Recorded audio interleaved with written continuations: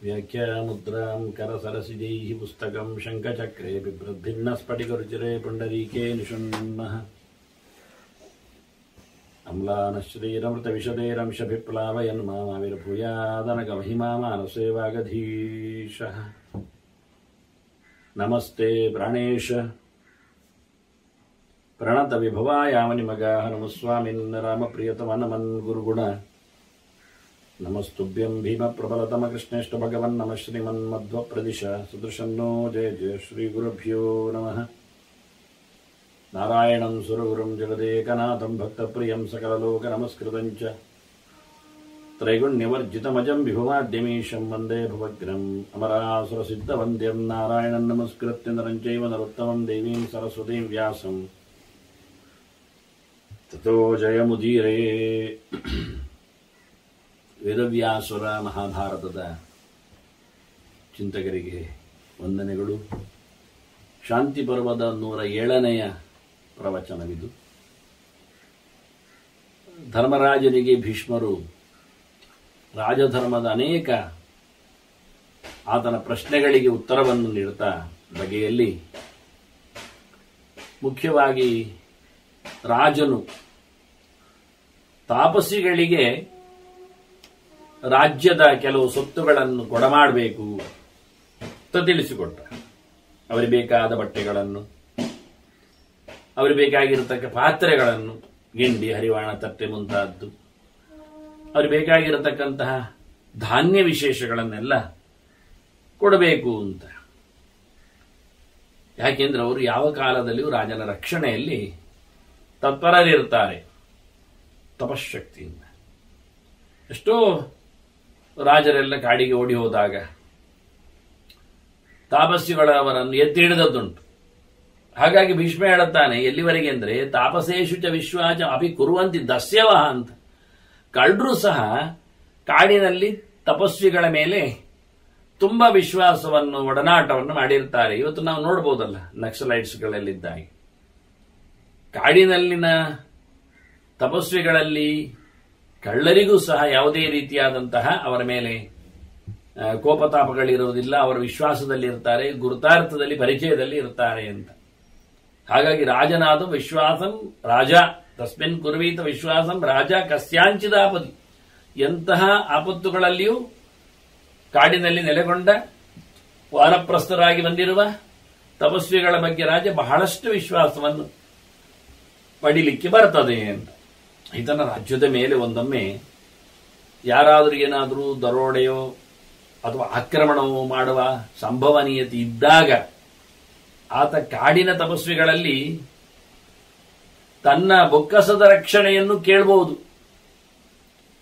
ತನ್ನ ಅಂತಃಪುರದವರ ರಕ್ಷಣೆಗೆ ಅಥವಾ ರಾಜಕುಮಾರರ ನೆಲೆಯಲ್ಲಿ, ಹೀಗಾಗಿ ಆಯುಧಗಳ ಸಂಗ್ರಹಕ್ಕೆ.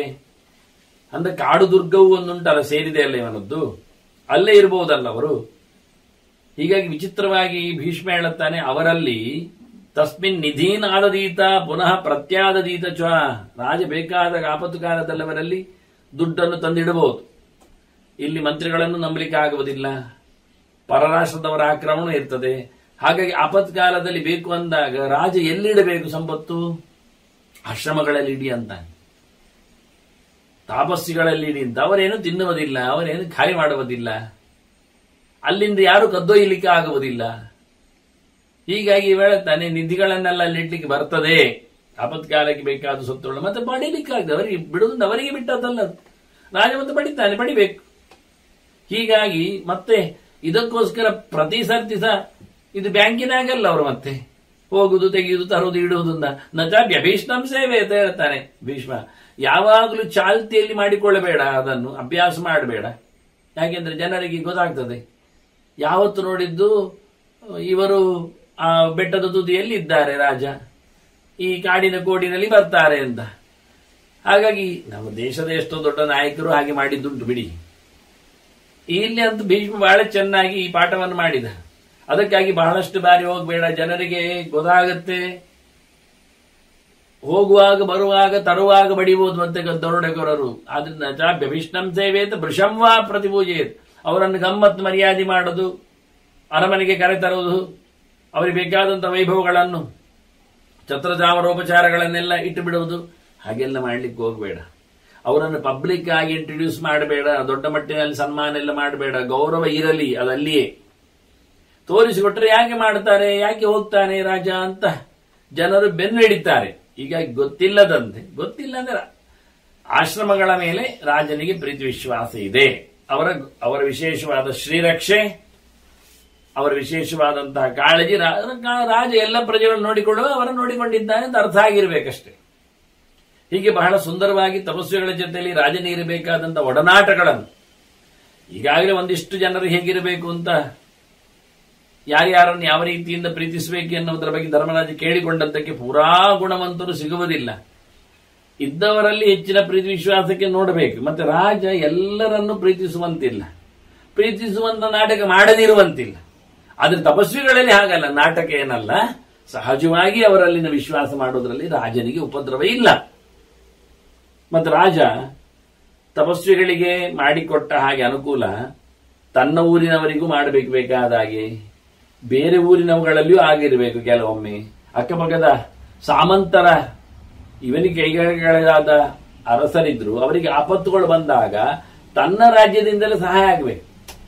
ಇದೆಲ್ಲ ಬೇರೆ ಬೇರೆ ರೀತಿಯಿಂದ ನಮ್ಮ ದೇಶದಲ್ಲಿ ಮಾಡಿದ್ದ ರೀತಿಯಲ್ಲಿ ಅಲ್ಲಿನವರಿಗೆ ಮಾಡುವುದು ಅಂತಲ್ಲ. ಅಲ್ಲಿ ಚಳಿ ಪ್ರದೇಶ ಇರಬಹುದು, ಅಲ್ಲಿ ಕರಾವಳಿ ಪ್ರದೇಶ ಇರಬಹುದು, ಅಲ್ಲಿ ತಪ್ಪಲು ಪ್ರದೇಶ ಇರಬಹುದು, ಅವರ ಆಹಾರ ಪದ್ಧತಿ ಬೇರೆ ಇರಬಹುದು. ನಾನು ಇಲ್ಲೆಲ್ಲ ಗೋಧಿ ಹಂಚಿದ್ದೇನೆ ಹೇಳಿ ಅವರಿಗೂ ಗೋಧಿ ಹಂಚುವುದು ಅಂತಲ್ಲ, ಇಲ್ಲೆಲ್ಲ ಬಟ್ಟೆ ಕೊಟ್ಟಿದ್ದೇನೆ ಅಂತ ಅವರಿಗೆ ಕೊಡಬೇಕಾಗಿಲ್ಲ, ಅವರು ಸೆಕೆ ಪ್ರದೇಶದಲ್ಲಿ ಇರಬಹುದು. ಅದರಿಂದ ಅನ್ಯ ಕಾರ್ಯ ಸ್ವರಾಷ್ಟ್ರೇಶು ಪರರಾಷ್ಟ್ರೇಶು ಜಾಬರ, ತನ್ನಲ್ಲಿ ಮಾಡಿದ್ದನ್ನೇ ಎಲ್ಲ ಕಡೆ ಮಾಡಬೇಕು ಅಂತಿಲ್ಲ. ಅಲ್ಲಿ ಏನು ಬೇಕು ಅದನ್ನು ಬೇರೆಯವರ ರೀತಿಯಲ್ಲಿ ಅಂತೂ ಪ್ರತಿಯೊಂದು ಕಡೆಯಲ್ಲಿಯೂ ವಿಶೇಷವಾದಂತಹ ಯೋಜನೆಗಳನ್ನು ಕಾರ್ಯಗಳನ್ನು ನಡೆಸ್ತಾ ಬರಬೇಕು. ಅವರವರಲ್ಲಲ್ಲಿ ಏನು ಬೇಕು, ಅಲ್ಲಿ ನೀರಿನ ಪ್ರತಾಪ ಜೋರಿದ್ರೆ ಅದಕ್ಕೆ ಬೇಕಾದಂತಹ ಒಡ್ಡು ಅಣೆಕಟ್ಟು ಎಲ್ಲ, ಇಲ್ಲಿ ಅಂತದಿಲ್ಲ ಅಂತಾದ್ರೆ ಅದನ್ನು ಇಲ್ಲಿ ಮಾಡ್ತೇನೆ ಅಂತ ಹೊರಟ್ರೆ ಅಲ್ಲ. ನೀರಿದ್ದಲ್ಲಿ ಸೇತುವೆ ಮಾಡುದು, ಅಣೆಕಟ್ಟು ಮಾಡುದು ಸರಿ. ಇಲ್ಲದ ಊರಿನಲ್ಲಿಯೂ ಸಹ ನಿಮ್ಮ ಊರಲ್ಲಿ ಒಂದು ಅಣೆಕಟ್ಟು ಆಯ್ತಾ ಮಾಡಿಬಿಡ್ತೇನೆ, ನಿಮ್ಮ ಊರಲ್ಲಿ ಒಂದು ಸೇತುವೆ ಕಟ್ತೇನೆ, ಎಲ್ಲಿಗೆ ಕಟ್ಟುದು, ಯಾಕೆ ಕಟ್ಟಬೇಕು ಅಲ್ವಾ? ಹಾಗಾಗಿ ಎಲ್ಲಿ ಯಾವ ಪ್ರದೇಶದಲ್ಲಿ ಯಾವುದು ತುರ್ತಾಗಿರಬೇಕಾದ್ದು ಆಯಾ ಪ್ರದೇಶಗಳಲ್ಲಿ ಆದಂತಹ ಕೆಲಸಗಳನ್ನು ರಾಜ ಮಾಡಿಸ್ತಾ ಇರಬೇಕು. ಅಟವೀಶು ಪರ ಕಾರ್ಯ. ಇನ್ನು ಕಾಡಿನಲ್ಲಿ ಕಾಡಿಗೆ ಬೇಕಾದ ಸೌಲಭ್ಯಗಳನ್ನು ಕಾಡು ಮನುಷ್ಯರಿಗೆ, ಕಾಡು ಜನರಿಗೆ ಅದು ರಾಜನದ್ದೇ ತುಕುಡಿ, ಅವರು ಸಹಾಯಕ್ಕೆ ಬರ್ತಾರೆ. ಹೋರಾಟದಂಗಳ ಅವರದ್ದು ವಿಚಿತ್ರವಾದಂತಹ ಪಾತ್ರಗಳಿರ್ತವೆ. ಹಾಗೆ ಅವರಿಗೆ ಬೇಕಾದ ಸೌಕರ್ಯಗಳನ್ನು ಅವರಿಗೆ ಕೊಡಬೇಕು. ನಿಮಗೆ ನಾನು ಒಳ್ಳೆಯ ದೊಡ್ಡ ಮಟ್ಟಿನ ಬಂಗಲೆ ಕಟ್ಟಿಕೊಡ್ತೇನೆ, ಅದು ಅವರಿಗೆ ಬೇಡ, ಅದಲ್ಲ ಅವರದ್ದು. ಅವರಿಗೆ ಕಾಡಿನಲ್ಲಿ ಇರಬೇಕಾದ ಸೌಲಭ್ಯಗಳನ್ನು ಕೊಡಬೇಕು, ಹೇಗೆ ಬೇಕೋ ಹಾಗೆ ಇರ್ಲಿಕ್ಕೆ ಅನುಕೂಲ ಆಗುತ್ತದೆ. ಕಾಡಿನ ಉತ್ಪನ್ನಗಳನ್ನು ರಾಜನೇ ಕೊಡ್ತಾರೆ ಅವರು, ಮತ್ತೆ ಅದನ್ನು ಪಡೆದುಕೊಂಡು. ಹಾಗೆ ಅಡವೀಶು ಪರಕಾರ್ಯ ಮತ್ತು ಸಾಮಂತ ನಗರೇಶ್ವರಿ, ಇನ್ನು ತನ್ನ ಕೈ ಕೆಳಗೆ ಇರತಕ್ಕಂತಹ ಸಾಮಂತ ರಾಜರ ನಗರಗಳಲ್ಲಿ, ಪಟ್ಟಣಗಳಲ್ಲಿ ಅವರಿಗೆ ಬೇಕಾದ ಸೌಲಭ್ಯವನ್ನು ಕೊಡಬೇಕು. ಹೀಗೆ ಅವರವರಿಗೆ ಬೇಕಾದ ಸೌಲಭ್ಯಗಳು ಅಲ್ಲಲ್ಲಿ ಕೊಡುವ ಮೂಲಕ ರಾಜ ಎಲ್ಲರನ್ನೂ ಸಹ ವಿಶ್ವಾಸದಲ್ಲಿಟ್ಟುಕೊಂಡಾಗೆ ಎಲ್ಲರ ಕೆಲಸ ಮಾಡಿದಾಗ ಆಗ್ತದೆ.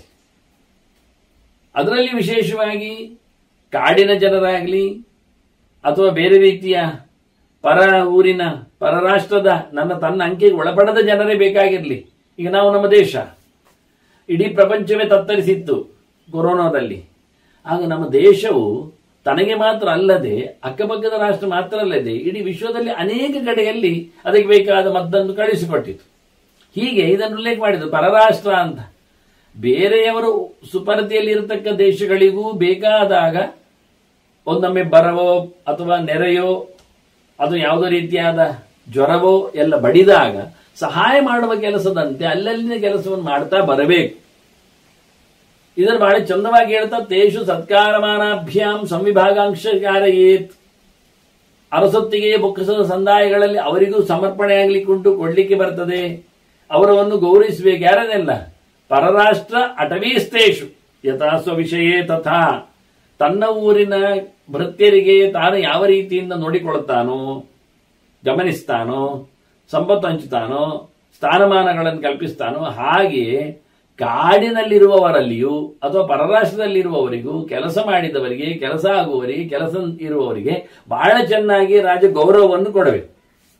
ತನ್ನ ಊರಿನ ಭೃತ್ಯರಂತೆ ತನಗೆ ವಿಷಯದಲ್ಲಿ, ತನ್ನ ಕ್ಷೇತ್ರದಲ್ಲಿ, ತನಗೆ ಸಂಬಂಧಪಟ್ಟದ್ದಲ್ಲಿ ಇರತಕ್ಕಂಥ ಭೃತ್ಯರಿರುವಂತೆ ಅವರನ್ನು ಸಹ ಕಾಡಿನವರು ಅವರಿಗೇನು ಬೇಕು ಅಂತ ದೂರ ಮಾಡಲಿಕ್ಕಿಲ್ಲ. ಅವರಿಗೆ ಒಳ್ಳೆ ಫೆಸಿಲಿಟೀಸ್, ಅವ್ರ ಒಳ್ಳೆ ಗೌರವ.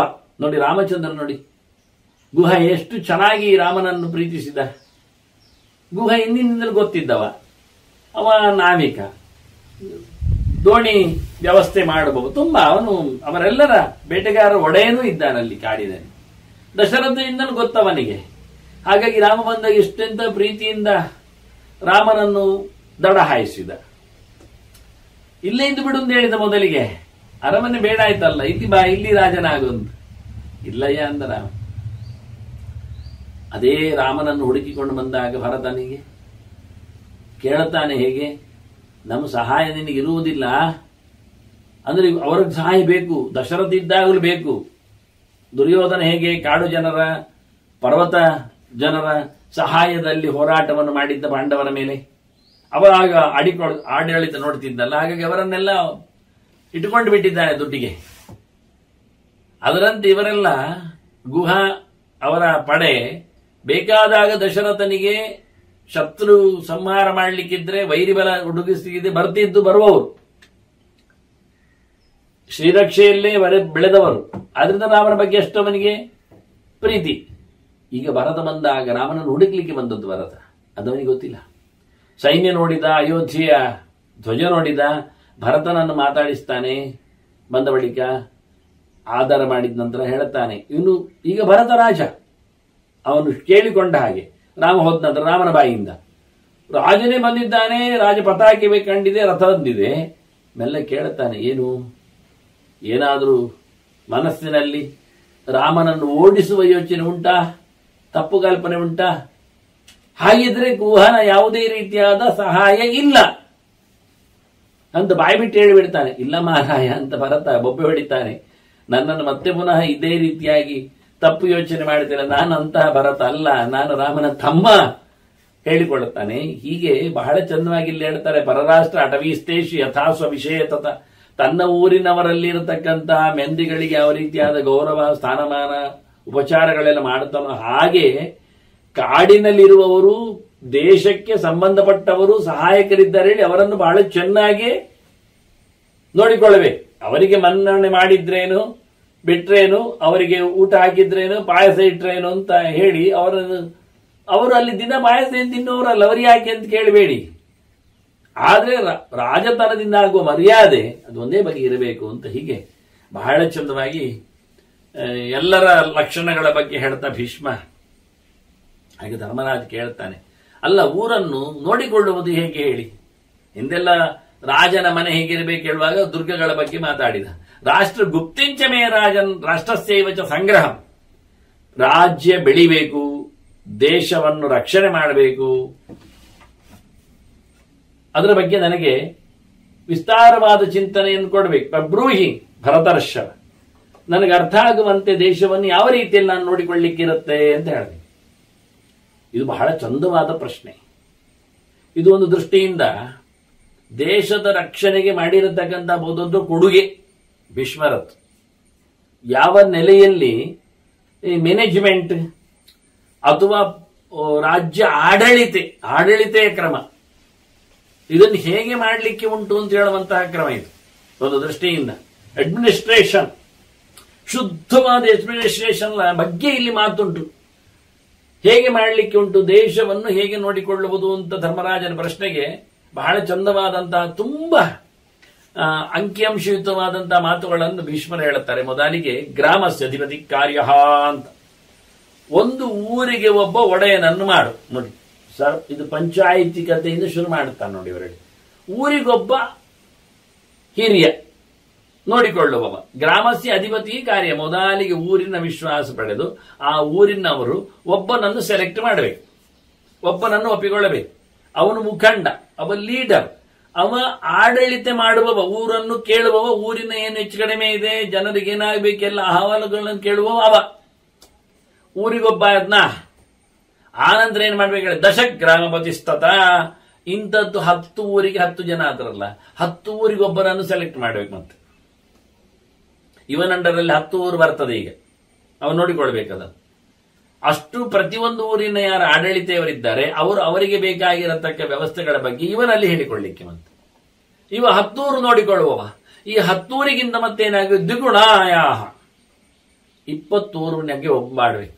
10 ಊರಿಗೆ ಒಬ್ಬ ಆದ್ರೆ 20 ಊರಿಗೆ ಇನ್ನೊಬ್ಬ ಇದ್ದಾನೆ. ಆ 10 ಊರು ಈ 10 ಊರಿಗೆ ಒಬ್ಬೊಬ್ಬರಿದ್ದಾರೆ. 20ರ ಒಟ್ಟಿಗೆ ಕುಲ್ ಮತ್ತೊಬ್ಬ ಅವನನ್ನು ಮಾಡ್ಬೇಕು. ಇನ್ನೀಗ ಮತ್ತೊಂದು 10 ಸೇರಿಸಿ 30, ಅದು ಬೇಡರಿ, ಡಬಲ್ ಹೇಳಿದ್ದು 20. ಈ 20ರದ್ದು ಆಯ್ತಲ್ಲ, ಇಂಥದ್ದು 5 ಒಟ್ಟು ಸೇರಿಸಿ 100ಕ್ಕೊಬ್ಬರನ್ನು ಮಾಡಿ. ದ್ವಿಗುಣಾಯ ಶತಸ್ಯೈವ. ಹೀಗೆ 100 ಊರುಗಳಿನ ಒಬ್ಬ ಸೀನಿಯರ್ ದೊಡ್ಡವ. ನೋಡಿ, ನಾವೆಲ್ಲ ಜಿಲ್ಲಾಧಿಕಾರಿ, ತಾಲೂಕು ದೊಡ್ಡವ ಅಂತ ಹೇಳಿಕೊಂಡು ಹೊರಡ್ತೇವಲ್ಲ, ಇದನ್ನು ಆವತ್ತೇ ಹೇಳಿಕೊಟ್ಟಿದ್ದಾನೆ. 100 ಊರಿಗೊಬ್ಬ ದೊಡ್ಡಿನವ ನೋಡಿಕೊಳ್ಳಿಕ್ಕಿರುವವ. ಇದಕ್ಕಿಂತ ಮೂಲಕ್ಕೆ ಹೋದ್ರೆ ಸಹಸ್ರಸ್ಯ ಚಕಾರ ಏದಂತಾನೆ, 1000 ಹಳ್ಳಿಗಳಿಗೆ ಊರುಗಳಿಗೆ ಒಬ್ಬನನ್ನು ಒಡೆಯನನ್ನಾಗಿಸ್ಬೇಕು. ನೋಡಿ, 100ಕ್ಕೆ 100ಕ್ಕೆ ಒಬ್ಬೊಬ್ಬ ಆದ್ರೆ ಅಂಥದ್ದು 10ರ ಗುಂಪಿಗೆ ಇನ್ನೊಬ್ಬ ಇದ್ದಾನೆ, 1000ಕ್ಕಾಗ ಒಬ್ಬ ಇದ್ದಾನೆ.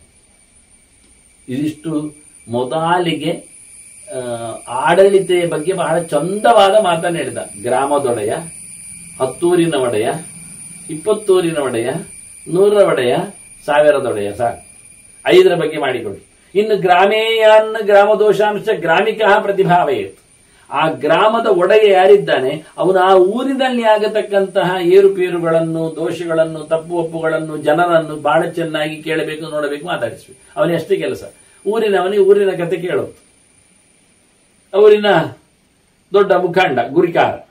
ಹಾಗಾಗಿ ಊರಿನಲ್ಲಿ ಏನಾಗಿದೆ, ಊರಿನವರು ಹೇಗಿದ್ದಾರೆ, ಊರಿನಿಗೆ ಏನಾಗಬೇಕು, ಅಲ್ಲಿಯ ತಪ್ಪು ಒಪ್ಪುಗಳೇನು, ಯಾವುದು ಸರಿ ಇಲ್ಲ ದಾರಿ, ಎಲ್ಲಿ ನೀರಿನ ಕೊರತೆ ಇದೆ, ಎಲ್ಲಿ ಶಾಲೆ ಇಲ್ಲ, ವಿದ್ಯಾಭ್ಯಾಸ ಇಲ್ಲ, ಇವನ್ನೆಲ್ಲ ಶಾಲೆ ಗುರುಕುಲ ಹೇಳಿಕೊಡುವಂಥದ್ದು, ದೇವ ಮಂದಿರಗಳು, ಇವನ್ನೆಲ್ಲ ನೋಡ್ಲಿಕ್ಕೆ, ಅದನ್ನು ನೋಡಿ ತಾನ ಅಜಕ್ಷೇಷ ದಶಿನೇ ಅವನು 10ರವನಿಗೆ ಹೇಳಬೇಕು, ನನ್ನ ಊರಿನಲ್ಲಿ ಇಂಥದ್ದು ಕಮ್ಮಿ ಇದೆ, ಇದು ಸರಿಯಾಗಿಲ್ಲ ಅಂತ ಹೇಳಿ 10ರ ಒಡೆಯನಿಗೆ ಹೇಳಬೇಕು. ದಶಿಕೋ ವಿಂಶಿನೇ ಪುನಃ 10ರವ 20ಅವನಿಗೆ ಹೇಳಬೇಕು, ಸರಿ ಮಾಡ್ಲಿಕ್ಕೆ ಆಗುದಾದ್ರೆ ಎಲ್ಲಿ ಏನು ಅಂತ ಹೇಳಿ. ಅವನು 20ರವ ವಿಂಶಾಧಿಪಶ್ಚಾತ್ತರವಂ ವೃತ್ತಂ ಜಾನಪದೇ ಜನೆ ಗ್ರಾಮಾಣಂ ಶತಮಾಲಾಯ. ಅವನು ಹೋಗಿ ಯಾರ ಹತ್ರ ಹೇಳಲಿಕ್ಕೆ 20ರವನ್ನು 100ರವನಿಗೆ ಹೇಳಲಿಕ್ಕೆ. ನೋಡಿ, ಅಂಡರ್ ಎಷ್ಟು ಚೆನ್ನಾಗಿ ಬರ್ತದೆ ಅಂತ. ಅವರವರ ಏಕಾಕಿಯಾಗಿ ಯಾವುದೇ ಡಿಸಿಷನ್ ತಗೊಳ್ಳುವಂತಿಲ್ಲ, ಅದಕ್ಕೊಂದು ಕ್ರಮ ಇದೆ, ವ್ಯವಸ್ಥೆ ಇದೆ. 100ರನ್ನು ನೋಡಿಕೊಳ್ಳುವವನಿಗೆ ಸರ್ವಮೇವ ನೀವೇ ಇದ್ದೇವೆ, ಪೂರ್ತಿ ಹೇಳಬೇಕು. ಇಂತಹ ಕಡೆಯಲ್ಲಿ ಇಂಥ ಹಳ್ಳಿಯಲ್ಲಿ ಇಂಥದ್ದಾಗಿದೆ ಹೇಳಿಕೊಂಡು ಇವರು ಹೇಳಿದ್ದಾರೆ ಅಂತ ಹೇಳಿ ಅಲ್ಲಿನ ವ್ಯಕ್ತಿ 10ರವನಿಗೆ ಹೇಳಿ, ಅವರು 20ರವನಿಗೆ ಹೇಳಿ 100ಕ್ಕೆ ಬಂದು ಹೇಳಿದ್ದಾನೆ, ತಿಳಿಸಲಿದ್ದಾನೆ ಅಂತ. ಯಾವುದೆಲ್ಲ ಹೇಗೆ ಉಂಟು ಅಂತ ತಿಳ್ಕೊಳ್ಳಿಕ್ಕೆ ಅವರದನ್ನು ನೋಡಿಕೊಳ್ಳಿಕ್ಕೆ ಬೇಕು. ವಿಶೇಷವಾಗಿ ಆಗಿ ಯಾನಿ ಗ್ರಾಮ್ಯಾನಿ ಭೋಜ್ಯಾನಿ, ಗ್ರಾಮ ಅದು ಗ್ರಾಮಿಕ ಗ್ರಾಮಿಕ ತಾನಿ ಉಪಾಸನೀಯಾತ್. ಊರಿನಲ್ಲಿ ಒಬ್ಬ ನೋಡಿಕೊಳ್ಳುತ್ತಿದ್ದಾನಲ್ಲ, ಅವನಿಗೆ ಊರೇ ಸಾಕಬೇಕು. ಊರಿನಲ್ಲಿ ಬೆಳೆದದ್ದರಲ್ಲಿ, ಊರಿನವರು ಕೊಟ್ಟದ್ರಲ್ಲಿ ಅವನದ್ದು ಬದುಕು, ಅವನ ವ್ಯವಸ್ಥೆ. ಇದು ಹೇಳಿದ್ದರಿಂದ ಅವನು ಊರನ್ನು ಚಂದ ಮಾಡ್ತಾನೆ. ಯೋಚನೆ ಮಾಡಿ, ಈಗ ಒಂದು ಊರು ಒಬ್ಬರಿಗೆ ಬಿಟ್ಟುಕೊಟ್ಟಿದೆ, ಅಲ್ಲಿ ಅವನು ನೋಡಿಕೊಳ್ಳಿಕ್ಕೆ ಏನೆಲ್ಲಾದ್ರೂ ಕ್ಯಾಸಿಟಿ ಇದ್ರೆ ಅದನ್ನೆಲ್ಲ ರಾಜ್ಯ ತುಂಬಿಸ್ತಾನೆ. ಎಲ್ಲಿ ಹೇಳಿ, ಅವರು ಇನ್ನು 10ಅವರಿಗೆ ಹೇಳಿ, 10ರ 20ಗೆ ಹೇಳಿ, 20ರ 100ಕ್ಕೆ ಹೇಳಿ, 100ರ 1000ಕ್ಕೆ ಹೇಳಿ ರಾಜ್ಯಕ್ಕೆ ಹೋಗ್ತದೆ. ಬಿಡಿ, ನಿನಗೆ ಅರಮನೆಯ ಬೊಕ್ಕಸದಿಂದ ಏನು ಊಟ ಉಪಚಾರ ಅಲ್ಲ ಊರು ನೋಡಿಕೊಂಡದ್ದಕ್ಕೆ, ಮತ್ತೆ ಅಥವಾ ಪಗಾರ ಸಂಬಳ ಇಲ್ಲ, ಮತ್ತೆ ಊರಿನಲ್ಲಿ ಅವರೇ ನಿನ್ನನ್ನು ಸಾಕುವುದು. ಈಗ ಯೋಚನೆ ಮಾಡಿ, ಊರನ್ನು ಎಷ್ಟು ಉಚ್ಛ್ರಾಯ ಸ್ಥಿತಿಯಲ್ಲಿ ತಂದ್ರೆ ಅವನ ಬದುಕಷ್ಟೇ ಗಮತದಲ್ಲಿ ಇರ್ತದೆ. ಊರಿನವರಿಗೆ ತಿನ್ಲಿಕ್ಕಿಲ್ಲ, ತಿರುಗ್ಲಿಕ್ಕಿಲ್ಲ ಆದ್ರೆ ಇವನಿಗೆ ಅದೇ ಹಣೆ ಬರ ಆಗುತ್ತೆ. ಆದ್ರಿಂದ ಅವನು ಕಡ್ಡಾಯವಾಗಿ ಊರಿನವರನ್ನು ಕೆಲಸಗೊಳಿಸಿ, ಅವರನ್ನು ನೆಲೆಗೊಳಿಸಿ, ತನಗೆ ಬೇಕಾದಷ್ಟು ತಿನ್ಲಿಕ್ಕೆ ಮಾಡಬೇಕು. ಬಗ್ಗಿಸ್ಲಿಕ್ಕಿಲ್ಲ, ಬಡಿಲಿಕ್ಕಿಲ್ಲ ಯಾರಲ್ಲಿ, ಪ್ರತಿಯೊಬ್ಬರಿಂದ ಕೊಡಬೇಕಾದ್ರೂ 10% ಇಟ್ಕೊಳ್ಬೇಕಾದ್ರೆ ಒಂದು ಭಾಗ, ಎಷ್ಟು ಅಂತ ಹೇಳಲಿಕ್ಕೆ ಹೋಗ್ಲಿಲ್ಲ, ಇಲ್ಲಿ ಬೇರೆ ಕಡೆ ಹೇಳ್ತಾರೆ. ಹೀಗಾಗಿ ಅಲ್ಲಿಯ ಊರಿನವರಿಗೆ ಆ ಊರಿನ ಒಡೆಯನು ಅವನ ಆಭಾರಿಯಾಗಿರ್ತಾನೆ. ಆ ಒಡೆಯನನ್ನು ಊರಿನಲ್ಲಿ ನೋಡಿಕೊಳ್ಳಿಕ್ಕೆ ಒಂದ್ಸರ್ತಿ ಒಂದು ದೇವಾಳ ಇತ್ತು, ಅದರ ಅರ್ಚಕ ಹೊರಟೋದ ಅಂದ್ರೆ ಸತ್ತೋದ. ಅವನು ಮನೆ ಮಂದಿಯಲ್ಲಿ ಸೇರಿ ಕೆಲಸ ಮಾಡ್ತಾ ಇದ್ರು. ಎಲ್ಲಕ್ಕೂ ಮಗಳೇನು ಚೀಟಿ ಬರೆಯುವುದಾಗಲಿ, ಮಗ ತೀರ್ಥ ಕೊಡುವುದಾಗಲಿ, ಹೆಂಡತಿ ಆರತಿ ಬತ್ತಿ ಹಾಕುವುದಾಗಲಿ, ತೊಳೆಯುವುದಾಗಲಿ, ಒಂದು ಊಟಕ್ಕೂ ಅನುಕೂಲ, ದೇವರ ಪ್ರಸಾದ. ಅವನಿಗೆ ಮನೆಗೆ ಕೊಟ್ಟಿದ್ರು ದೇವಸ್ಥಾನದ ಹೊರಗಡೆ. ಇವ ಹೋಗಿಬಿಟ್ಟ. ಈಗೇನಾಯ್ತು, ಆ ಮಕ್ಕಳನ್ನು ಕರ್ಕೊಂಡು ಆಕೆ ತವರು ಮನೆ ಹೋಗಿಬಿಟ್ಲು. ಇದು ದೇವಸ್ಥಾನದ ಮನೆ. ಈಗ ಏನಾಯ್ತು ಅಂದ್ರೆ ದೇವಸ್ಥಾನಕ್ಕೆ ಒಬ್ಬ ಪೂಜೆ ಹೋಗ್ಬೇಕೀಗ. ಪೂಜೆಯವರನ್ನು ಯಾರು ತರೋದು? ಪೂಜೆಗೆ ಬಂದ್ರೆ ಅವನ ಹೆಂಡತಿ ಬಂದಿರ್ತಾಳೆ, ಮಕ್ಕಳು ಬರ್ತಾರೆ, ಯಥಾ ಪ್ರಕಾರ ಬತ್ತಿ ಹಾಕ್ಲಿಕ್ಕೆ, ಗಂಟೆ ಹೊಡಿಲಿಕ್ಕೆ ಅವರ ಫ್ಯಾಮಿಲಿ ಇರ್ತದೆ. ಇವ್ರ ಕತೆ ಇವರನ್ನ ನೋಡ್ಕೊಳ್ತಾರೆ. ಇಷ್ಟು ಸಮಯ ಇವರು ಬದುಕ್ತಾ ಇದ್ದದ್ದು ಆ ಒಬ್ಬ ಪೂಜೆಯವನಿಂದ. ಅವನು ಮಾಡಿದ ನೈವೇದ್ಯ ಉಂಡು, ಅಲ್ಲಿನ ಪರಿಚರ್ಯ ಮಾಡಿಕೊಂಡು. ಈಗ ಅಷ್ಟು ಜನ ಹೊರಗೋಗ್ಲಿಕ್ಕೆ ಆಯ್ತು, ಹೊರಗೋಗ್ಬೇಕಾಗಿ ಬಂತು ಕ್ರಮ. ಈಗ ಒಬ್ಬ ಪೂಜೆಯವನು ತಂದಾಗ ಪೂಜೆಯವನನ್ನು ನಿಲ್ಲಿಸುವ ಕಥೆ ಹೇಗೆ ಕೇಳಿದ್ರೆ, ನೋಡಿ, ದೇವಸ್ಥಾನ ಕೊಟ್ಟಿದ್ದೇನೆ, 3 ಹೊತ್ತು ಪೂಜೆ ಆಗ್ಲಿಕ್ಕೆ ಉಂಟು, ನೈವೇದ್ಯ ಇಷ್ಟ ಆಗತ್ತೆ, ಅದು ನಿಮಗೆ ಊಟ ಮಾಡಲಿಕ್ಕೆ, ಮತ್ತೆ ನಿಮಗೆ ಬೇಕಾದ ಆದಾಯದ ವ್ಯವಸ್ಥೆ ಅಲ್ಲ ಈ ಊರಿನವರು ಕೊಡುವಂತ ಕ್ರಮ. ಅದರಿಂದ ಊರಿನವರು ದೇವಸ್ಥಾನವನ್ನು ಪೂಜೆಗೆ ಬೇಕಾದ್ರೆ ಸಾಕ್ತಾರೆ, ಅದನ್ನು ಇಂಪ್ಲಿಮೆಂಟ್ ಮಾಡ್ತಾರೆ, ಅದರಿಂದ ಬಂದಿರತಕ್ಕಂಥ ಬೆನಿಫಿಟ್ಗಳನ್ನು ಅವರು ಪಡಿತಾರೆ. ಹಾಗೆ ಒಬ್ಬ ಊರಿನ ಯಜಮಾನ ಇಟ್ಟು ಆ ಊರಿನವರಲ್ಲೇ ಹೇಳಿಕೊಂಡು ನೀವೇ ನೋಡಿಕೊಳ್ಳಿ ಅಂತ. ಅವರು ಇವನಿಗೆ ಉಪ್ಪಾಗ್ತಾರೋ ಯೋಚನೆ ಮಾಡಿ ನೀವೇ. ಅವ ಒಳ್ಳೆ ಊರಿಗೋಸ್ಕರ ಕೆಲಸ ಮಾಡಿದ್ರೆ ಅವನಿಗೆ ತುಪ್ಪನ ಬಳಸ್ತಾನೆ. ಅದೇ ಒಂದೊಮ್ಮೆ ಅವನು ಊರಿಗೆ ಒಂದು ಚೂರು ಉಪಕಾರ ಮಾಡದಷ್ಟು ಸೋಮಾರಿಯಾಗಿ ಕೂತ್ರೆ ಅವನಿಗೆ ಉಪ್ಪು ಗಲಸೆ ಆಗ್ತಾನೆ ಮತ್ತೆ. ಆದ್ರೆ ಇದನ್ನು ಮಾಡಿದ ಸ್ಟೈಲ್ ಹೇಗೆ ಉಂಟು ಕೇಳಿದ್ರೆ, ಆಯಾ ಊರನ್ನು ಅವನೇ ಬಿಲ್ಟ್ ಮಾಡ್ಬೇಕು, ದೊಡ್ಡದು ಮಾಡ್ಬೇಕು, ಚಂದ ಮಾಡ್ಬೇಕು, ಜನರ ಅನುರಾಗಕ್ಕೆ ಪಾತ್ರನಾಗಿಸ್ಬೇಕು. ಹಾಗಾಗಿ ಅವನಿಗೆ ಊರಿನ ಜನರಿಂದಲೇ ಅವನಿಗೆ ಊಟದ ವ್ಯವಸ್ಥೆ ಅಂತ ಹೇಳಿ ಬಿಡ್ಬೇಕು ನಾವು. ಅರಮನೆಯಿಂದ ಇಲ್ಲ, ಅರಮನೆಯಲ್ಲಿ ಕೊಟ್ಟರೆ ಅವನು ಸೋಮಾರಿ ಆಗ್ತಾನೆ. ಅಲ್ಲಿ ಬೇಕಾದಷ್ಟು ಡೆವಲಪ್ಮೆಂಟ್ ಮಾಡೋದಿಲ್ಲ ಅವನು. ಆಳು ಚೆನ್ನಾಗಿ ಹೇಳಿದ್ರೆ, ಯಾನಿ ಗ್ರಾಮ್ಯಾಣಿ ಭೋಜ್ಯಾನಿ ಗ್ರಾಮಿಕ ತಾನು ಪಶ್ನಿಯಾತ. ಯಾವುದು ಊರಿನಲ್ಲಿ ಬೆಳೀತದೆ, ಉಳಿದವರು ತಿಂತಾರೆ, ಅದನ್ನು ಇವನು ತಗೊಳ್ಳಿಕ್ಕೆ, ಅವಲ್ಲೇ ಮನೆ ಇರ್ಲಿಕ್ಕೆ, ಅವನು ಹಾಗೆ ಇರ್ಲಿಕ್ಕೆ. ಇವನು ಸೆಂಟ್ರಲ್ಲಿ ಹೋಗಿ ಬರುವಂತದ್ದಲ್ಲ, ಸ್ಟೇಟ್ ಅಲ್ಲಿ ಕೂತಾಗ ಕ್ರಮ ಹೇಗೆ ನೋಡಿ, ಅಲ್ಲೇ ಮನೆಯವನಿಗೆ ಆ ಊರಿನ ಒಡೆನೆ ಆ ಊರಿನಲ್ಲೇ ಮನೆ ಒಂದು ಮಧ್ಯದಲ್ಲಿ. ದಶಪಃ ತೇನ ಭರ್ತವ್ಯ ತೇನಾಪಿ ದ್ವಿಗುಣಾಧಿಪ. ಈ ಪ್ರತಿಯೊಂದು ಊರಿನ ಗ್ರಾಮಿಕರಿದ್ದಾರಲ್ಲ, ಲೀಡರ್ಸ್, ಅವರಿಂದ ಒಟ್ಟಾಗಿ ಕೂಡ 10 ಬದುಕಲಿಕ್ಕೆ ಇವ್ರು ಕೊಡ್ಬೇಕು ಒಂದು ಪಾಲ್. ಅವರವರು ಊರಿನಲ್ಲಿ ಸಂದಾಯ ಆಗುವುದನ್ನು ಅವರು ಪಡೆದುಕೊಂಡು ಒಂದಿಷ್ಟು 10ರವನಿಗೆ ಕೊಡಬೇಕು, 10ರವ 20ರವನಿಗೆ ಕೊಡಬೇಕು. ಲೆಕ್ಕಾಚಾರ ಹಾಗೆ ಇದು ಹೋಗುವ ಕ್ರಮ. ದಶಮಸ್ತೇನ ಭರ್ತವ್ಯ ತೇನಾಪಿ ದ್ವಿಗುಣಾಧಿಪ. ಗ್ರಾಮಂ ಗ್ರಾಮ ಶತಾಧ್ಯಕ್ಷ ಭೋಕ್ತುಮರತಿ ಸತ್ಕೃತ. ಅಲ್ಲಿಂದ ಮುಂದಕ್ಕೆ ಹೋದ್ರೆ 100ರವನಿಗೆ ಮತ್ತೆ 1000ರವನಿಗೆ. ಭೀಷ್ಮರು ಹೇಳ್ತಾರೆ, 100ರವನಿಗೆ ಒಂದು ಊರು ಕೊಟ್ಟರು ಪರವಾಗಿಲ್ಲ ಅಂತ. ಆ ಒಂದು ಊರು ಅವನಿಗೆ ಅಂತೆ ನೋಡಿಕೊಂಡದ್ದಕ್ಕೆ. ಅಷ್ಟು ದೊಡ್ಡ ಮಟ್ಟಿನ ವ್ಯಾಪಾರ ಹಿಂದೆ ಕ್ರಮ.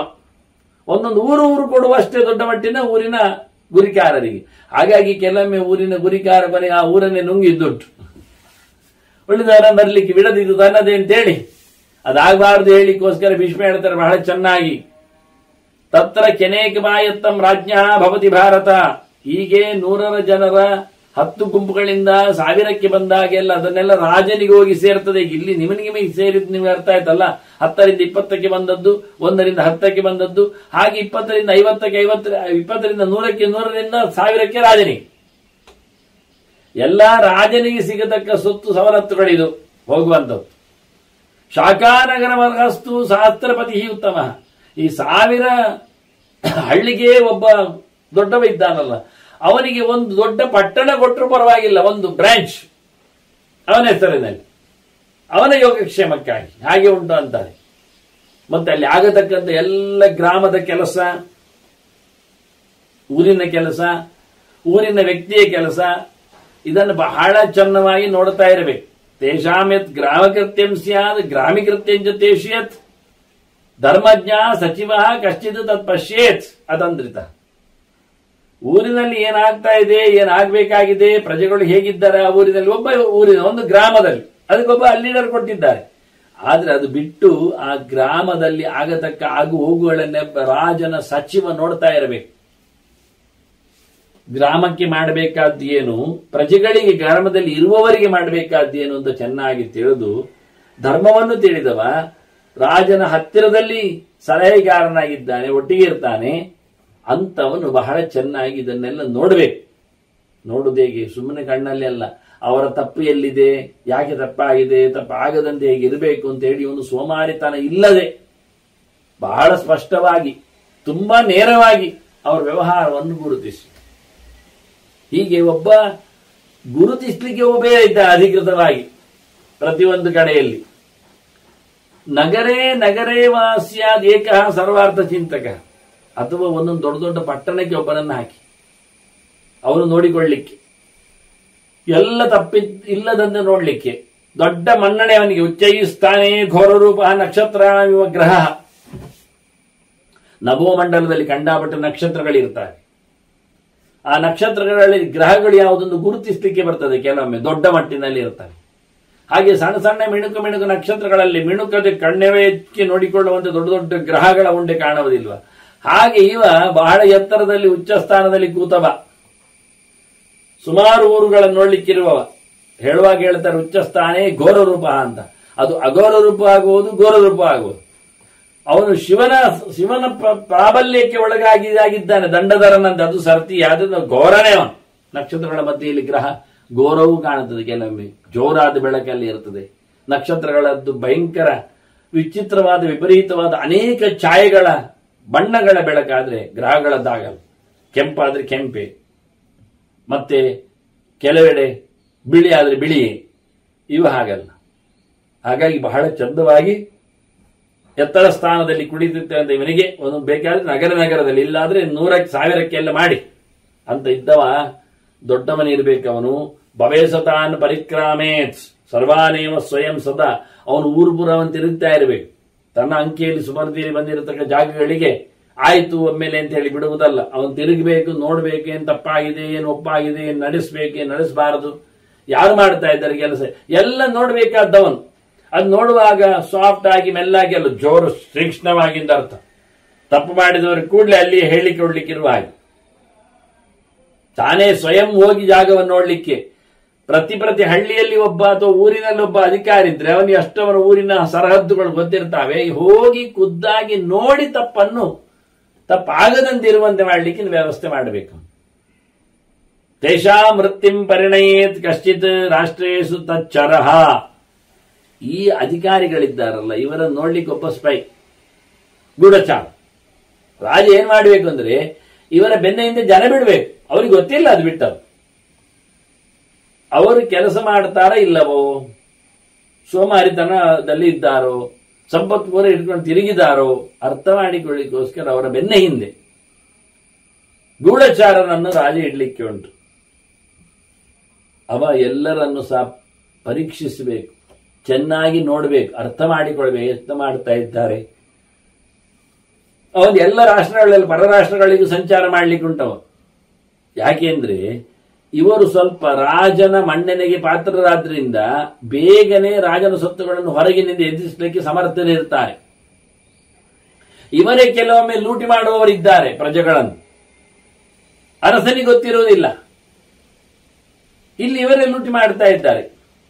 ಕೆಲವೊಮ್ಮೆ ಬಾಯ್ಬಿಟ್ಟು ಹೇಳ್ತಿರ್ತಾರೆ ಅರಸನಿಗೆ ಬೇಕು ಹೇಳಿದ್ದಾನೆ ಹಾಲು ಹಾಕಿ ಅಂತ, ನಿಜವಾಗಿ ಇರುವುದಿಲ್ಲ. ಹೀಗಾಗಿ ಮೋಸ ಮಾಡುವವರು ಇವರೇ ಇರ್ತಾರೆ ಕೆಲವೊಮ್ಮೆ. ಆದ್ರಿಂದ ಅದರ ಮೇಲೆ ಕಣ್ಣಿಡಬೇಕು ಯಾರು? ಚಾರ ತಿಳಿಸ್ಲಿಕ್ಕೆ, ರಾಜನಿಗೆ ತಿಳಿಸ್ಲಿಕ್ಕೆ ಅಷ್ಟೇ. ಹಾಗಾಗಿ ತೇಷಾಮೃತ್ಯಂ ಪರಿಣೇನೇ ಕಶ್ಚಿತ್ ರಾಷ್ಟ್ರೇಶು ತಚ್ಚರ. ಅವರ ಯಾರಾದ್ರೂ ಒಬ್ಬ ಅವರ ಚರ್ಯೆಯನ್ನು ಗುರುತಿಸಬೇಕು. ಯಾಕೆ ಇವರೇ ಜಿಗಾಂಸವಃ ಪಾಪಗಾಮಃ ಪರಸ್ವ ದಾಯಿನಃ ಶಟಾಃ ರಕ್ಷ್ಯಾಭ್ಯಧಿಕೃತಾಃ ನಾಮ ತೇಭ್ಯೋ ರಕ್ಷೇದಿಮಾ ಪ್ರಜಾ. ನಾವು ಲೀಡರ್ ಮಾಡಿದ್ದೇವೆ ಪ್ರಜೆಗಳ ಕ್ಷೇಮ ಆಗಲಿ ಅಂತ, ಕೆಲವೊಮ್ಮೆ ಅದರ ಒಡೆಯರೇ ನುಂಗಿ ಹಾಕ್ತಾರೆ, ಅದನ್ನು ಮಿಸ್ಯೂಸ್ ಮಾಡಿಕೊಳ್ತಾರೆ. ಆದ್ರಿಂದ ರಕ್ಷಾಭ್ಯಧಿಕೃತ, ರಕ್ಷಣೆಯಲ್ಲಿ ಅವರನ್ನು ನಿಜವಾಗಿ ನಾವು ತೋಡಿಕೊಂಡು ಒಂದು ಊರಿನ ಒಬ್ಬ ವ್ಯಕ್ತಿ ದೊಡ್ಡವರನ್ನು ಹಾಕಿ ಇವನಿಂದಾಗಿ ನಾವೆಲ್ಲ ಹೇಳಿ ಕೇಳ್ತೇವೆ, ಅಭಿವೃದ್ಧಿ ಆಗಲಿ, ನಮಗೆ ರಕ್ಷೆ ಆಗಲಿ ಕೂತ್ರೆ ಅವನೇ ಕಳ್ಳನಾಗಿ ಬಿಟ್ರೆ ಅದನ್ನು ಕೆಲವರು ಸಾಯಿಸ್ಲಿಕ್ಕೆ ತಯಾರು ಜಿಗಾಂಸವ, ಕೆಲವರು ಪಾಪಗಾಮ ಕೆಟ್ಟದ್ದು ಮಾಡಲಿಕ್ಕೆ ತಯಾರಿದ್ದಾರೆ, ಬಡಿಲಿಕ್ಕೂ ಹೊಡಿಲಿಕ್ಕೂ ಮೂರ್ಛೆ ತಪ್ಪಿಸ್ಲಿಕ್ಕೂ. ಮತ್ತೆ ಕೆಲವರು ಪರಸ್ವ ದಾಯಿನ ಕದ್ದೊಯ್ಲಿಕ್ಕೆ ಸುಮಾರು ಜನ ಕಾಯ್ತಿರ್ತಾರೆ. ಮತ್ತೆ ಕೆಲವರು ಶಟಾಹ ವಂಚನೆ ಮಾಡುವವರು ಎಲ್ಲ ಇದ್ದಾರೆ. ಇವರೆಲ್ಲರೂ ನಿಜವಾಗಿ ರಕ್ಷಣೆಗೋಸ್ಕರ ಅಧಿಕೃತವಾದ ರಾಜನಿಂದ ಬಂದವರು. ಹೀಗಾಗಿ ಇವರ ಮೇಲೆ ಕಟ್ಟುವಾದ ಎಚ್ಚರ ಇರಬೇಕು. ಇಂಥವರಿಂದ ಪ್ರಜೆಗಳನ್ನು ಕ್ಷೇಮ ಮಾಡಬೇಕು ನಾವು. ಅವರು ಪ್ರಜೆಗಳ ಸಂಪತ್ತನ್ನು ಲೂಟಿ ಹೊಡಿತಾರೆ. ಆದ್ರಿಂದ ಪ್ರಜೆಗಳನ್ನು ಚೆನ್ನಾಗಿ ನೋಡ್ಲಿಕ್ಕೆ ಇಂಥ ಚಾರರಿಂದಾಗಿ ಬಹಳ ಚೆನ್ನಾಗಿ ಆಗ್ತದೆ ಹೇಳ್ತಾರೆ. ಈ ರಕ್ಷಣೆಗೆ ಬಂದವರಿಂದಲೇ ಭಕ್ಷಣೆ ಆಗುವುದಿರ್ತದೆ ಕೆಲವೊಮ್ಮೆ. ಅದೇ ಮುಖ್ಯವಾಗಿ ಬೇಕಾಗ್ತದೆ ನೋಡಿಕೊಳ್ಳುವುದಂತ. ಮತ್ತೆ ಯಾರಿಗೆ ಎಷ್ಟು ತಗೊಳ್ಳಿಕ್ಕೆ, ಹೇಗೆ ತಗೊಳ್ಳಿಕ್ಕೆ, ಇದೆಲ್ಲ ಒಂದು ಊರಿನ ಸಂತೆಯಲ್ಲಿ ಅಲ್ಲಿನ ಒಡೆಯನಿಗೆ ಪಾಲು ಗೊತ್ತಾಯಿತು. ಅದು ರಾಜಗಾಮಿಯಾಗಿ ಉಂಟು ಅಂತ ಗೊತ್ತಾಯಿತು. ಮತ್ತೆ ಇಲ್ಲಿ ವಿಕ್ರಯಂ ಹಾಗೆ ಕ್ರಯಂ ಅಧ್ವಾನಂ ಭಕ್ತಂಚ ಸ ಪರಿವ್ಯಯಂ. ಒಬ್ಬ ವ್ಯಕ್ತಿಯ ಮೇಲೆ ಟ್ಯಾಕ್ಸ್ ಹಾಕಲಿಕ್ಕೆ ಹೇಗೆ ನೋಡ್ಲಿಕ್ಕೆ ಉಂಟು ಕೇಳಿದ್ರೆ, ಅವನು ಮಾರಿದ ಕತೆ, ಅವನು ಪಡೆದ ಬಗೆ, ವಿಕ್ರಯ ಕ್ರಯ ಒಂದು ದೃಷ್ಟಿಯಿಂದ ಕಳಿಸಿಕೊಟ್ಟದ್ದು ಮತ್ತೆ ಬರೆಸಿಕೊಂಡದ್ದು ಅಂತ ಅರ್ಥ. ಬರಲಿಕ್ಕೆ ಮಾಡಿಕೊಂಡದ್ದು ಅಂತ, ಆದಾಯ ಆಗುವ ಹಾಗೆ ಮಾಡಿದ್ದು ಆಮದು, ಮತ್ತೆ ರಫ್ತು ಕಳ್ಕೊಂಡ ಹಾಗೆ ಮಾಡಿದ್ದು ಕಳಿಸುವಂತದ್ದು. ಹಾಗಾಗಿ ಆಯಾತ ನಿರ್ಯಾತಗಳ ಬಗ್ಗೆ ವಿಕ್ರಯಂ ಕ್ರಯಂ ಅಧ್ವಾನಂ. ಕೆಲವೊಮ್ಮೆ ಅವನು ಮಾರಾಟ ಮಾಡುವ ಕ್ರಯ, ಅವನು ಅದಕ್ಕೆ ಹಾಕಿರತಕ್ಕ ವ್ಯಯ ಮಾಡಿದ ದುಡ್ಡು, ಅದರೊಳಗೆ ತಗೊಂಡೋಗಿ ಹಳ್ಳಿಯಿಂದ ಊರಿಗೆ ತಗೊಂಡೋಗಿ ಕೊಡಬೇಕಲ್ಲ, ಅಧ್ವಾನ, ನಡೆದು ಬಂದ ಲೆಕ್ಕಾಚಾರ ರೋಡಿಗೆ, ಅದರೊಟ್ಟಿಗೆ ಮತ್ತೆ ಭಕ್ತ ಅವನಿಗೆ ತಿನ್ಲಿಕ್ಕೆ ಪರಿವ್ಯಯ, ಅವನು ಉಳಿದ ಇತರ ಖರ್ಚುಗಳನ್ನು ನೋಡಿಕೊಂಡು, ಇಷ್ಟನ್ನೆಲ್ಲ ನೋಡಿಕೊಂಡು ಯೋಗಕ್ಷೇಮಂಚ ಸಂಪ್ರೇಕ್ಷ್ಯ ಅವರ ಒಳಿತನ್ನು ನೋಡ್ಬೇಕು. ಅವನು ಮಳೆ ಚಳಿ ಬಿಸಿಲು ಎನ್ನದೇ ನಡ್ಕೊಂಡು ಬಂದಿರ್ತಾನೆ, ಕೈಕಾಲು ಹರಿದು ಹೋಗಿರ್ತದೆ, ಇರ್ಲಿಕ್ಕೆ ಬೇಕಾದ ವ್ಯವಸ್ಥೆ ಏನು ಬೇಕಾಗ್ತದೆ ಅವನಿಗೆ ಸೀನಿಯರ್ ಟೈಮ್ ಅಲ್ಲಿ. ಆದ್ರಿಂದ ವೃದ್ಧಾಶ್ರಮಾದಿಗಳು ಇದರ ಬಗ್ಗೆ ಆದರೂ ಬಹಳ ಚಂದವಾಗಿ ಯೋಗಕ್ಷೇಮಂಚ ಸಂಪ್ರೋಕ್ಷ್ಯ ವಣಿಜಾಂ ಕಾರ್ಯೇತ್ ಕರಾನ್. ವ್ಯಾಪಾರಿಗಳಿಗೆ ಟ್ಯಾಕ್ಸ್ ಹಾಕುವಾಗ ಬಹಳ ಚೆನ್ನಾಗಿ ನೋಡಬೇಕು, ಅವರೇನ್ ಮಾಡ್ತಾರೆ ಯೋಚನೆ ಮಾಡಿ. ಅದರಿಂದ ವ್ಯಾಪಾರಿಗಳಿಂದ ಪಡೆಯುವಾಗ ಅವರ ವಿಕ್ರಯ ಕ್ರಯ, ಅದರೊಟ್ಟಿಗೆ ಅವರು ಊಟ ಮಾಡುವ ವ್ಯವಸ್ಥೆ, ಅವರು ಖರ್ಚು ಮಾಡುವ ವಿಧಾನಗಳು, ಅವರ ಸುತ್ತಮುತ್ತಲಿನ ವ್ಯವಸ್ಥೆಗಳು, ಇವನ್ನೆಲ್ಲ ಇಟ್ಟುಕೊಂಡು ಅವರನ್ನು ಯೋಗ್ಯವಾಗಿ ಬದುಕಲಿಕ್ಕೆ ಬಿಡ್ಲಿಕ್ಕೆ ಹೇಳಿ ಅವರಿಂದ ವಣಿಜಾಂ ಕಾರ್ಯೇತ್ ಕರಾನ್, ಅವರಿಂದಲೂ ಸಹ ಟ್ಯಾಕ್ಸ್ ವಸೂಲಿ ಮಾಡಲಿಕ್ಕೆ ಬರ್ತದೆ. ಅವರ ವ್ಯಾಪಾರದ ಮೇಲೆ ಡಿಪೆಂಡ್ಸ್, ಅವರ ಸ್ವೀಕಾರದ ಮೇಲೆ ಕತೆ, ಅವರು ಮಾಡತಕ್ಕಂಥ ದಾರಿ ನಡಿಗೆ. ಇವತ್ತು ದಾರಿಗೆಲ್ಲ ದೊಡ್ಡ ಗೇಟ್ ಹಾಕಿ ಅವ್ರು ನಡೆದದ್ದಕ್ಕೆ ದುಡ್ಡು ಕೇಳಲಿಕ್ಕೆ ವ್ಯವಸ್ಥೆ ಮಾಡಿದ್ದಾರೆ. ಹಾಗೆ ಅದನ್ನು ಹಿಂದೆ ಅದನ್ನೇ ಕೇಳಿ ಇವತ್ತು ಅವನು ತಿನ್ನದ್ದಕ್ಕೆ, ಅವನ ಪರಿವಾರಕ್ಕೆ, ಇಷ್ಟೆಲ್ಲ ಇಟ್ಟುಕೊಂಡು ಅವನಿಂದ ನಾವು ಮಾಡಿಸುವಂತಹ ಕೆಲಸ ಅಂತಾರೆ. ಕ್ಷೇಮಂಚ ಸಂಪ್ರೇಕ್ಷ್ಯ ಯೋಗಕ್ಷೇಮಂಚ ಸಂಪ್ರೇಕ್ಷ್ಯ ವಣಿಜ ಕಾರ್ಯೇತ್ ಕರಾನ್. ಮತ್ತು ಉತ್ಪತ್ತಿಂ ದಾನವೃತ್ತಿಂಚ ಶಿಲ್ಪಂ ಸಂಪ್ರೋಕ್ಷ್ಯ ಚ ಸಗರತ್. ಇನ್ನು ಇತರರಿದ್ದಾರೆ, ಅವರು ಅನೇಕ ಬಗೆಯ ಕರಕೌಶಲದಲ್ಲಿದ್ದಾರೆ. ಅವರನ್ನು ಶಿಲ್ಪಿ ಅಂತ ಅಂತೇವೆ ನಾವು. ಬಾಯಲ್ಲಿ ಹೇಳುವುದರಿಂದ ಶಿಲ್ಪಿ, ಕೈಯಲ್ಲಿ ಹೇಳುವುದಾದ್ರೆ ಬೇರೆ ವಿಷಯ ಅದು. ಅವರಿಗೆ ಆ ಕೈಯಿಂದ ಮಾಡುವಂಥದ್ದು, ಬಾಯಿಂದ ಮಾತ್ರ ಕೈಯಿಂದ ಮಾಡುವಂಥದ್ದು ಶಿಲ್ಪ ಕೌಶಲ. ಬಾಯಿಂದ ಹೇಳುವಂಥ ವಾಚಿಕವಾದ ಕೆಲಸ, ಅದೊಂದು ಕರ್ಮೇಂದ್ರಿಯದ ಒಂದು ವ್ಯಾಪಾರ. ಕೈಯ ವ್ಯಾಪಾರಕ್ಕೆ ಶಿಲ್ಪ ಅಂತಾರೆ, ಅಭಿಜಲ್ಪ ಶಿಲ್ಪ ಅಂತ ಹೇಳಿಕೊಂಡು. ಹಾಗಾಗಿ ಬಹಳ ಸುಂದರವಾಗಿ ಅವರಿಗೆಲ್ಲ ಟ್ಯಾಕ್ಸ್ ಹಾಕುವಾಗ ಅವರ ಎಲ್ಲವನ್ನು ನೋಡಿಕೊಳ್ಳಬೇಕು. ನಿಜವಾಗಿ ಉತ್ಪತ್ತಿ ಏನುಂಟವರಿಗೆ, ದಾನ ಏನು ಮಾಡ್ತಾ ಇದ್ದಾರೆ, ಇದನ್ನು ಅವರು ಮಾಡಿಕೊಟ್ಟ ಕೌಶಲ ಏನಿದೆ, ಕರಕೌಶಲ, ಒಂದು ದೃಷ್ಟಿಯಿಂದ ಸ್ಮಾಲ್ ಇಂಡಸ್ಟ್ರೀಸ್ ಅಂತ ಇಟ್ಕೊಳ್ಳಿ. ಹಾಗಾಗಿ ಇಂಥವರಿಗೆ ನೀವು ಹಾಕುವಾಗ ಟ್ಯಾಕ್ಸ್ ಹೇಗೆ ಹಾಕಬೇಕು ಅಂದ್ರೆ ಶಿಲ್ಪಂ ಪ್ರತಿ ಅವ್ರು ಹೇಳ್ತಾರೆ, ನೋಡಿಕೋ ನೀನು ಶಿಲ್ಪ ಎಷ್ಟು ವ್ಯಾಲ್ಯೂಯೇಬಲ್ ಅಂತ, ಅದನ್ನು ಲೆಕ್ಕ ಹಾಕಿಕೊಂಡು ಅದಕ್ಕೆ ಬೇಕಾದಂತಹ ವ್ಯವಸ್ಥೆಯಲ್ಲಿ ಮಾಡಿ ಶಿಲ್ಪಂ ಪ್ರತಿ ಕರಾನೇಮಂ ಕಾರ್ಯೇತ್ ಅಂತಾರೆ. ಶಿಲ್ಪಿನಃ ಕಾರ್ಯೇತ್, ಅವರ ಕೌಶಲ ನೋಡ್ಬೇಕು ಏನ್ ಮಾಡಿದ್ದಾನೆ. ಅದು ದಾರು ಕೆಲಸವೋ, ಹೆಚ್ಚಾಗಿ ದಾರು ಕೆಲಸಕ್ಕೆ ಶಿಲ್ಪಿ ಅಂತಾರೆ. ಇತರಗಳು ಇರ್ತವೆ, ಎಲ್ಲ ಕೆಲಸ ಉಂಟವರಿಗೆ. ಎಲ್ಲ ಬಗೆಯ ಶಿಲ್ಪಿಗಳನ್ನು, ಅನೇಕ ಪ್ರಕಾರದ ಶಿಲ್ಪಿಗಳನ್ನು ಉಲ್ಲೇಖ ಮಾಡಿದ್ದಾರೆ ಶಾಸ್ತ್ರಗಾರರು. ಅದನ್ನ ಕರಕೌಶಲವನ್ನು ನಾವು ಶಿಲ್ಪ ಅಂತೇವೆ, ಬಾಯಿಯ ಬಗೆಯನ್ನು ಅಭಿಚಲ್ಪ ಅಂತೇವೆ, ಚಾತುರ್ಯವನ್ನು. ಹೀಗೆ ಬಹಳ ಚಂದವಾಗಿ ಕೌಶಲವುಳ್ಳ, ಕರಕೌಶಲವುಳ್ಳ, ಸ್ಕಿಲ್ನೆಸ್ ಉಳ್ಳ, ಬಹಳ ಚಂದವಾಗಿ ಕೆತ್ತನೆ ಇತ್ಯಾದಿಗಳನ್ನು, ಮರಮಟ್ಟಗಳ ಕೆಲಸ ಎಲ್ಲ ಮಾಡುವವನಾದ್ರೆ ಅವನ ಕೈಯಲ್ಲಿ ಎಷ್ಟು ಕೇಳಲಿಕ್ಕೆ ಉಂಟು ನೀವು ಟ್ಯಾಕ್ಸ್? ಅದಕ್ಕೆ ಹೇಳ್ತಾರೆ, ಅವನ ಹತ್ರ ಕೇಳಬೇಕಾದ್ರೆ ಮೊದಲು ಅವನ ಉತ್ಪತ್ತಿ ಎಷ್ಟು ಅಂತ ನೋಡಿ, ಮತ್ತೆ ಅವನು ಎಷ್ಟು ವೈಶ್ಯ ಅಲ್ವಾ, ದಾನ ಮಾಡ್ತಾನೆ, ಎಷ್ಟು ಕಳೆದಿದ್ದಾನೆ ನೋಡಿ. ನಾವು ಇವತ್ತು ATG ಹೇಳಿದಾಗ, ಎಕ್ಸಂಪ್ಷನ್ ಹೇಳಿದಾಗ ಕೆಲವಕ್ಕೆಲ್ಲ ರಿಯಾಯಿತಿ ಇದೆ, ಟ್ಯಾಕ್ಸ್ ಕೊಡಬೇಕಾಗಿಲ್ಲ, ಅಲ್ಲಿ ಕೊಟ್ಟಿದ್ರೆ ಇಲ್ಲಿ ಕೊಟ್ಟಿದ್ರೆ ಹೇಳ್ತಾರೆ. ಅದನ್ನು ಅವತ್ತು ಇಟ್ಟಿದ್ದಾರೆ. ಉತ್ಪತ್ತಿಂ ದಾನವೃತ್ತಿಂಚ, ಅವನು ಕೊಡುವುದನ್ನು ಗಮನಕ್ಕೆ ಸಂಪ್ರೇಕ್ಷ ಅಸಕೃತ. ಒಂದ್ಸರ್ತಿ ಅಲ್ಲ, ಸುಮಾರು ಸರ್ತಿ ನೋಡಿ, ಇವತ್ತಿರ್ಲಿಲ್ಲ, ಈ ವಾರದಲ್ಲಿ ಇರ್ಲಿಲ್ಲ, ಬೇರೆ ಇರಬಹುದು ಎಲ್ಲಿಯೋ. ಅಂದ ಪ್ರತಿ ಬಾರಿಯೂ ಅವನ ಬರುವುದನ್ನು ಮತ್ತೆ ದಾನ ಮಾಡಿ ಹೋಗುವುದನ್ನು ನೋಡಿ ಮತ್ತೆ ಅವನು ಮಾಡಿದ ಶಿಲ್ಪ ಉಂಟಲ್ಲ, ಏನ್ ಮಾಡಿದ ವರ್ಕ್, ಆ ಶಿಲ್ಪವನ್ನು ಶಿಲ್ಪಂ ಪ್ರತಿ ಕರಾನೇವಂ ಶಿಲ್ಪಿನಃ ಪ್ರತಿದಾಪಯೇತ್. ಅವರು ಮಾಡಿರತಕ್ಕಂಥ ಶಿಲ್ಪವನ್ನು ನೋಡಿ ಅದು ಎಷ್ಟರ ಮಟ್ಟಿಗೆ ಸೇಲ್ ಆಗಬಹುದು, ಎಷ್ಟು ದುಡ್ಡಾಗ್ತದೆ, ಎಷ್ಟು ದುಡ್ಡು ಬೇಕು, ಅವನೆಷ್ಟು ಇನ್ವೆಸ್ಟ್ ಮಾಡಿದ್ದಾನೆ, ಎಷ್ಟು ಪೈಂಟ್ ಖರ್ಚು ಮಾಡಿದ್ದಾನೆ. ಚಿತ್ರಕ್ಕೆ ಆದ್ರೆ ಮಾತ್ರ ಅಲ್ಲ, ದಾರು ಶಿಲ್ಪ, ಕರಕೌಶಲ, ಅವನ ಕಷ್ಟ ಎಷ್ಟಿದೆ, ಇದನ್ನೆಲ್ಲ ಅಭ್ಯಾಸ ಎಷ್ಟಿದೆ, ಇದನ್ನೆಲ್ಲ ನೋಡಿಕೊಂಡು ಶಿಲ್ಪಕ್ಕೆ ಇಷ್ಟು ರೇಟ್ ಅದು ಫಿಕ್ಸ್ ಮಾಡಲಿಕ್ಕೆ ಬರ್ತದೆ ಇವನ ಲೆಕ್ಕಾಚಾರ ನೋಡಿಕೊಳ್ಳುವ ಮೂಲಕ.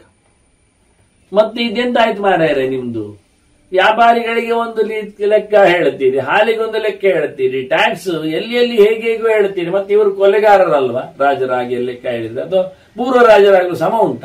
ಅದಕ್ಕೆ ಧೃತರಾಷ್ಟ್ರ ಅವನು ವಿಶೇಷವಾಗಿ ಧರ್ಮರಾಜನಿಗೆ ಹೇಳುತ್ತಾನೆ ಭೀಷ್ಮ, ಉಚ್ಚಾವಚಕರಾಹ ನ್ಯಾಯ.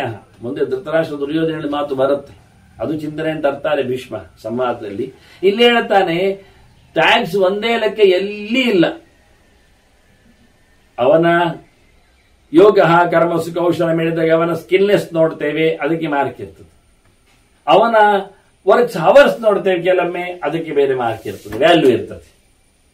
ಆನಂತರ ಅವ್ರು ಮಾಡಿರತಕ್ಕಂಥ ಕೆಲಸದಲ್ಲಿ ಇರತಕ್ಕಂಥ ಗಂಟೆಗಳಿಗೆ ಕಾಲ ವ್ಯವಸ್ಥೆ ಅಲ್ಲ, ಅದರ ನಿರ್ಮಿತಿಯಲ್ಲಿ ಆಗಿರತಕ್ಕಂಥ ಔಚಿತ್ಯದ ಬಗ್ಗೆ ಅವನಿಗೆ ರೇಟ್ ಆಗ್ತೇವೆ, ನಡೆಸಿಕೊಡುತ್ತೆ. ಹೀಗಾಗಿ ಬಹಳ ಚಂದವಾಗಿ ಉಚ್ಚಾವಚಕರಾಹ ನ್ಯಾಯ, ಮೇಲೆ ಕೆಳಗೆ ಹೆಚ್ಚು ಕಡಿಮೆ ಜಾಸ್ತಿ ಕಡಿಮೆ ಎನ್ನತಕ್ಕಂಥ ಟ್ಯಾಕ್ಸ್ ಎಲ್ಲಾ ಕಾಲದಲ್ಲಿ ಎಲ್ಲಾ ಕಡೆ ಉಂಟು. ಅದು ಪೂರ್ವರಾಜ್ಯಂ ಯುಧಿಷ್ಠಿರ, ಅದು ಹಳೆಯ ರಾಜರಲ್ಲಿ ಇದ್ದ ಸಂಗತಿ, ಅದು ಸಮಯಬಹುದಷ್ಟೇ ಹೊರತು ಮತ್ತೇನಲ್ಲ. ಹಾಗಾಗಿ ಬೇಕು ಬೇಕಾದ ಹಾಗೆ ಟ್ಯಾಕ್ಸ್ ಕೊಡುವುದರಲ್ಲಿ ಸಂಪತ್ತು ನೋಡಿಕೊಂಡು ಮಾಡ್ತಾ ಇದ್ರಿ ಅನ್ನೋದ್ರಲ್ಲಿ ತಪ್ಪಿಲ್ಲ. ಟ್ಯಾಕ್ಸ್ ಒಂದೇ ಬಗ್ಗೆ ಇರಬೇಕು, ಅಷ್ಟೇ ಅಷ್ಟೇ ಅಲ್ಲ, ಅವರ ಎಷ್ಟು ಇನ್ಕಮ್ ಇರ್ತದೆ, ಯಾವ ರೀತಿ ಇರ್ತದೆ, ಆಚೆ ಈಚೆ ಆಗ್ಬಹುದು. ಇದು ಹಿಂದಿನ ರಾಜರಲ್ಲಿ ಆಗಿದೆ ಹೇಳ್ತಾನೆ. ಹಾಗಾಗಿ ಯಥಾ ಯಥಾ ನಸೀದೇರನ್, ಮುಖ್ಯ ವಿಷಯ ಏನು ಕೇಳಿದ್ರೆ ಯಾರಿಗೂ ಬರ್ಡನ್ ಆಗಬಾರ್ದು, ಇದು ಮುಖ್ಯ. ಸದೃ ವಿಶರಣಗತಿ ಅವಸಾಧನೇಶು ಅಂತ. ಯಥಾ ಯಥಾ ನಸೀದೇರನ್, ನೀವು ಮಾಡಿದ ಟ್ಯಾಕ್ಸೇಷನ್ ನಲ್ಲಿ ಅವರಿಗೆ ತೊಂದರೆಯಾಗದಂತೆ ಇದೆ. ತಥಾ ಕುರಿಯಾತ್ ಮಹೀಪತಿ, ರಾಜ ಹಾಗೆ ಮಾಡಿ. ರಾಜ ಎಬ್ಬಿಸುವುದರಲ್ಲಿ ಹೆಚ್ಚು ಮಾಡುವುದರಲ್ಲಿ ಟ್ಯಾಕ್ಸ್ ತಗೊಳ್ಳೋದ್ರಲ್ಲಿ ತಪ್ಪಿಲ್ಲ, ಅವರಿಗೆ ಪ್ರಜೆಗಳಿಗೆ ತೊಂದರೆ ಆಗಬಾರ್ದು. ಪ್ರಜೆಗಳಿಗೆ ತೊಂದರೆ ಆಗದಿದ್ರೆ ಆಗ್ಬಹುದು. ಅಂದ್ರೆ ಬೇರೆ ಕಡೆ ಕೇಳಿದ್ನಲ್ಲ, ಬೇರೆ ಕಡೆಯಲ್ಲಿ ಇದ್ದಾಗೆ ವ್ಯಕ್ತಿಯ ಬಗ್ಗೆ ಶಿಲ್ಪದ ಬಗ್ಗೆ ಹೇಳಲಿಕ್ಕಿಲ್ಲ, ಅವನ ಸ್ಕಿಲ್ನೆಸ್ಸಿಗೆ ರಾಜ ಮರ್ಯಾದೆ ಹೇಗಿದೆ ಅಂತ ನೋಡ್ಲಿಕ್ಕೆ ಅದು ಆವತ್ತಿಗೆ. ಹೀಗೆ ಬಹಳ ಚಂದವಾಗಿ ಆಡಳಿತದಲ್ಲಿ ಧರ್ಮರಾಜ ಹೇಳಿದ ಆಡಳಿತದ ರಕ್ಷಣೆ ಹೇಗೆ ಹೇಳುವಲ್ಲಿ ಕೋಶ ವೃದ್ಧಿ ಮಾಡುವ ಕತೆ ಇನ್ನು ಮುಂದಕ್ಕೆ ಭೀಷ್ಮರು ಬಹಳ ಅದ್ದೂರಿಯಾಗಿ ಇದರ ಚಿಂತನೆಯನ್ನು ಉತ್ತರವಾಗಿ ಕೊಡ್ತಾ ಇದ್ದಾರೆ. ಅದನ್ನು ಮತ್ತೆ ಸೇರಿದಾಗ ಚಿಂತನೆ ನಡೆಸುವ ವಂದನೆಗಳು. ಶ್ರೀಕೃಷ್ಣ ನಾರಾಯಣ ನಾರಾಯಣ ನಾರಾಯಣ.